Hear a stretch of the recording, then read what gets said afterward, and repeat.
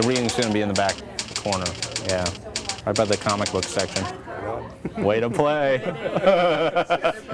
I thought it would be fun just to read a few passages from the book, just to give you a sense of the flavor of it, but also just to give you a sense of what I'm trying to accomplish with the book. You really want that in it? Oh my gosh, you are the funniest person alive. I'll tell you a quick story about the deal behind it. I read a book called Life Together. You can probably find it in either the Christianity section or the Christian inspiration section.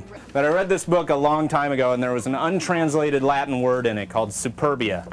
And I thought, that is the coolest word I think I've ever seen, and I can work with that. So it sort of lingered in the back of my mind, and then I started hearing all this talk about how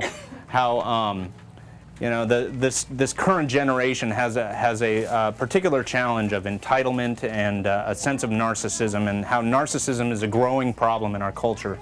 And I thought, well, hey, wait a minute, narcissism has always been a problem, right? Like, narcissism is one of the problems. It's one of the 7 deadly sins of the church, right? So it started to sort of emerge into this idea, well, what do we do with narcissism, assuming that we're all sort of vulnerable to it, we're all sort of plagued by it.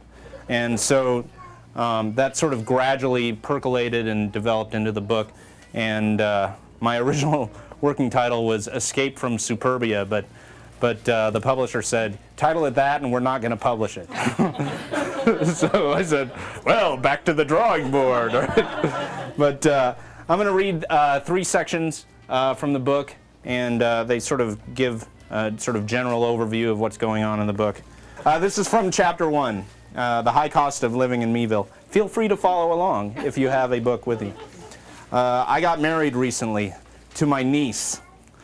It was her idea. I just went along with it. She was 5 at the time, over at my house with her parents and her brother and her sister, and she decided it was high time she and I got hitched. This is my brother. I married his daughter. He didn't ask my permission either. Yeah, exactly. It just sort of happened. Yeah. We didn't have an officiant, of course, so the wedding could hardly be considered official. My wife is okay with it after, we talked it over. But you'll have to read chapter 1 for the full story. I figured if we were going to pretend, why not do it upright? So rather than wed ourselves, we recreated the most famous impulse wedding I could think of on short notice. The wedding of Britney Spears and Kevin Federline. Steve's family provides lots of source material for my personal growth and sense of entertainment.